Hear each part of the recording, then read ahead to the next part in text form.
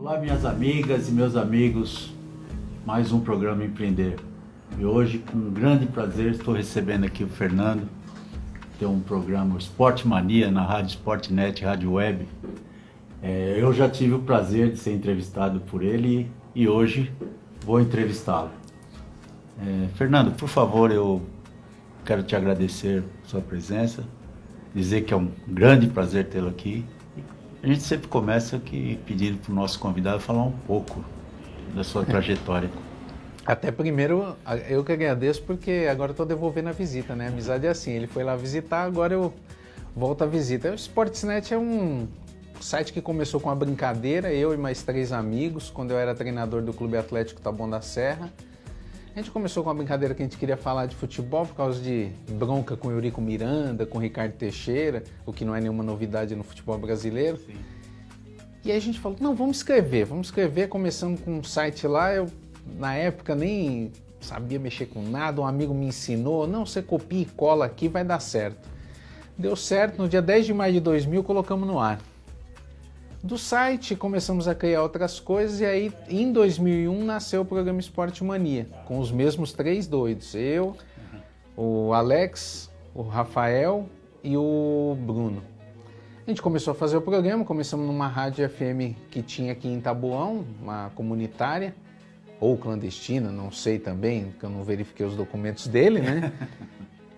E começamos lá. Nisso o programa já está desde 2001 no ar, já passou por 3 rádios diferentes, mais 2 web rádios, até o Sportsnet ter sua própria web rádio, parar de locar casa e ter sua casa própria, também no rádio. E aí o Esporte Mania hoje está com mais de quase 400 edições só na Rádio Sportsnet e 1.100 e poucas desde 2001.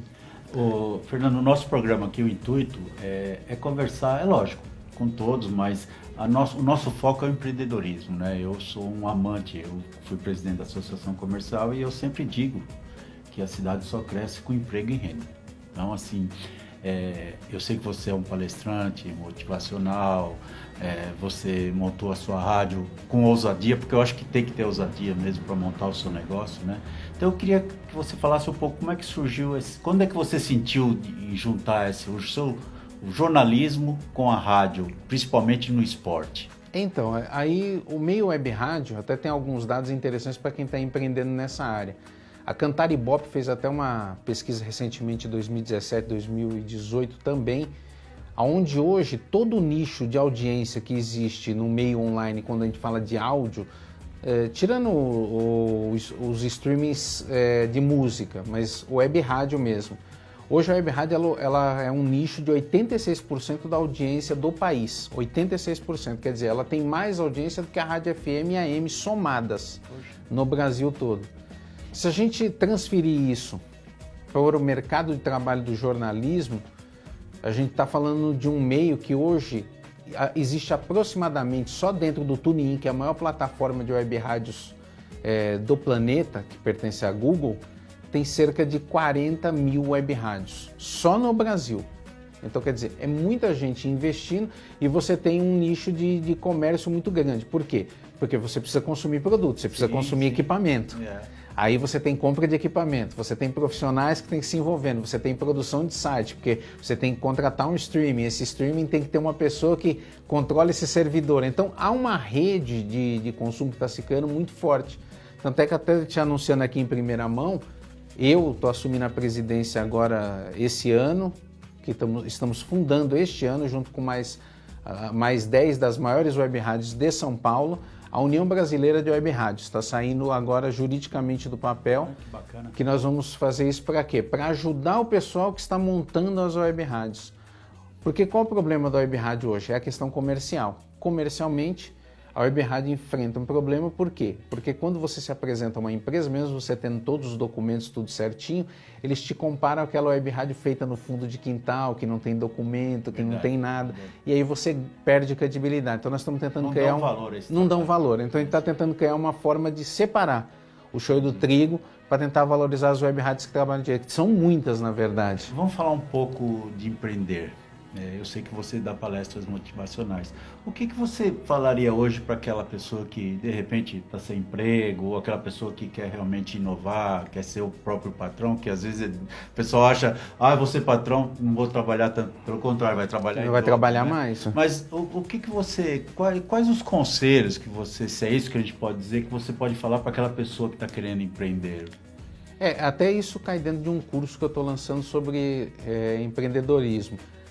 Empreender, uma das coisas é, primeiro, nunca desistir. Sim. Porque a mortalidade de empresas no Brasil, até pela dificuldade burocrática, é cerca de 62% nos 2 primeiros anos. Se a gente pegar nos 6 primeiros anos, esse número cresce, essa taxa de amostragem cresce para cerca de 73%. Então, isso já é você vendo esses números, você já se desmotiva a querer entrar no mercado. Sem contar, né, a carga tributária. Que é enorme, a burocracia, né? a burocracia, né, que faz você... Aqui no Brasil a gente demora cerca de 93 dias para abrir uma empresa. Né? Se for MEI, é mais rápido, porque se facilitou o processo, né? No Canadá é 3 dias, gente. 3 dias? Então, é uma diferença brutal. Então, se você se associar a esses números, você não vai querer empreender. Mas o grande pulo do gato para você querer empreender é, primeiro, agarre-se ao seu sonho. E segundo, agarre-se ao conhecimento. Conhecimento é arma, conhecimento é poder. Quanto mais conhecimento você tiver, não só sobre a sua área, mas sobre todas as áreas.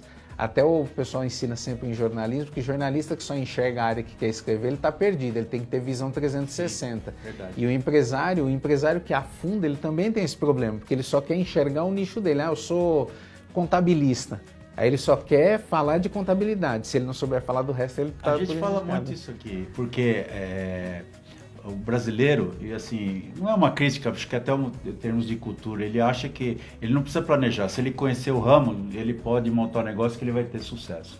E eu aconselho sempre que 70% do negócio é o planejamento, né?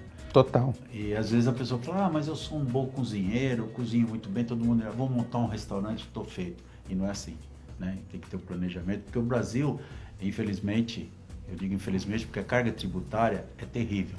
Os impostos são malignos, né? Então, se a pessoa não se planejar, não se formalizar, não se qualificar, com certeza ela está fadada a entrar nesse ela entra nesse nicho e tudo isso também tem que combinar com uma coisa. Nós estamos numa era de um mundo onde a influência digital ela é muito forte. Então, se você souber usar os meios digitais para valorizar, porque tem 2 coisas que são fundamentais. Primeiro, quando você cria o teu negócio, qual é a tua base de conhecimento? Qual é o networking que você vai montar em cima disso? E segundo, se suas mídias digitais estão bem formatadas e formalizadas de acordo com cada uma delas, sua funcionalidade e o seu mercado e o seu nicho de produto. O seu nicho de produto e o seu nicho de mercado. Quem é teu público-alvo? Se você souber montar essas coisas, você consegue caminhar e você consegue pelo menos respirar nos primeiros... Porque o fundamental é você respirar os 8 primeiros meses. Se você conseguir respirar, meu amigo, depois você vai conseguir andar bem. Não então, precisa do balão de oxigênio. Não precisa do balão de oxigênio, nem da UTI, né? Que é o principal. Eu acho que assim, a gente precisa estimular essas pessoas a empreender, né? Tem gente que fala, você vai associar o seu nome ao CNPJ, você vai ter problema. E isso a gente precisa tirar isso da cabeça. Esse é um estigma que... O medo das pessoas em empreender. É por isso que nós temos tanta informalidade. Muita gente na informalidade, né?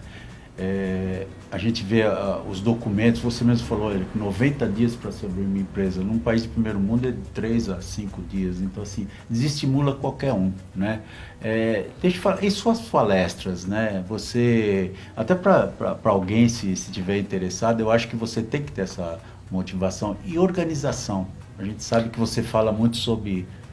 organização. Queria que você falasse um pouco sobre isso. Organização é uma coisa que uma vez eu lembro que eu comecei a falar muito sobre isso quando eu assisti uma palestra de um cara chamado Roberto Chmielewski, que é um dos papas da coisa. E ele contava uma história que a cultura japonesa, ela começou, depois da Segunda Guerra Mundial, a resgatar vários valores milenares que ela já cultuava. Um deles é o padrão de organização. uma terra devastada por uma guerra, você com pouco alimento, com pouco transporte, saúde deficitária, tudo, e esse país se reergueu, é a terceira, hoje a quarta maior economia do planeta, já foi a segunda maior economia do planeta. E qual foi o segredo deles? O que tem de tão instigante que, se eles não são um país que não tem grandes recursos naturais, não tem grandes recursos minerais, e é um país diminuto, cabe dentro do estado de São Paulo. Sim, verdade. E aí a gente pega, eles se basearam, lógico, primeiro na cultura, segundo na organização. É um povo que é extremamente metódico em algumas situações. Lógico, ser metódico em tudo às vezes prejudica a criatividade. Mas organização é fundamental. Planejamento, né? É fundamental, é fundamental. Fernando, crise, né? Eu não gosto de usar essa palavra, né? Crise, eu acho que a gente precisa enfrentá-la, né? Como diz o ditado, né? Enquanto uns choram, outros vendem lenço, né?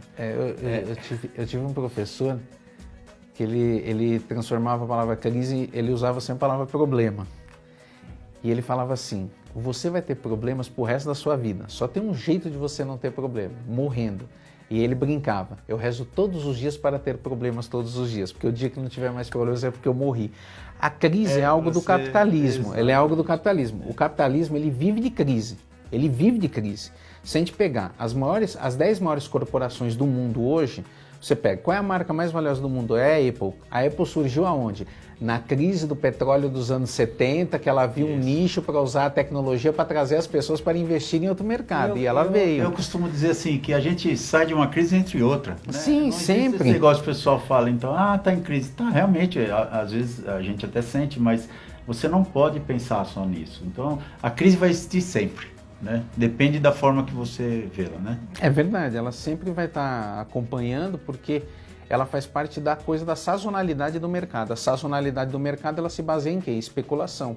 Aí a especulação derruba alguém, só que em detrimento alguém se dá bem com isso. E a gente tem que saber viver com isso. É verdade, Fernando. O que é bom às vezes dura pouco, né? Nosso programa, infelizmente, acho que a gente tem argumentos para fazer mais vários programas, e com certeza a gente vai fazer. Então, eu queria que você deixasse um recado aí para os nossos internautas e seus contatos, enfim. A câmara é sua. Bem, aquilo que a gente sempre fala, empreender é uma coisa que você tem que acreditar em você. Então acredite e busque conhecimento, porque quando se busca conhecimento, você consegue abrir portas. Todas as pessoas de sucesso no mundo, elas buscaram conhecimento de alguma forma, nem necessariamente uma faculdade. Tem gente que se ilude, às vezes fala, porque teve uma faculdade, teve um grande curso. Não, às vezes o conhecimento pode estar naquela pessoa mais velha que você sabe ouvir, pode estar naquela pessoa que tem a sabedoria para te passar. E sempre convido vocês a estar ouvindo a rádio mais amiga do Brasil. Procura lá a Rádio Esportesnet, Esportes em português, net, com temudo, tudo junto, Esportesnet. E você vê a programação, vê lá os artigos, tem lá cultura, esporte, tem de tudo lá. E quem quiser, de repente, fazer um marketing, né? Pode procurar lá, tem lá o e-mail, tem o telefone lá, pode ligar no 96829-1749, que é o telefone da rádio, aí você liga, fala com a gente lá, tem o nosso e-mail também, comercial@sportsnet.com.br. Aí você fala com a gente vai fazer grandes parcerias. Legal. Fernando, mais uma vez eu fico muito grato com a sua presença e vamos conversar mais vezes, pode ter certeza. Viu? Sempre. Pessoal, acabou o nosso programa, nós temos aí nossos contatos para críticas, sugestões e até a próxima.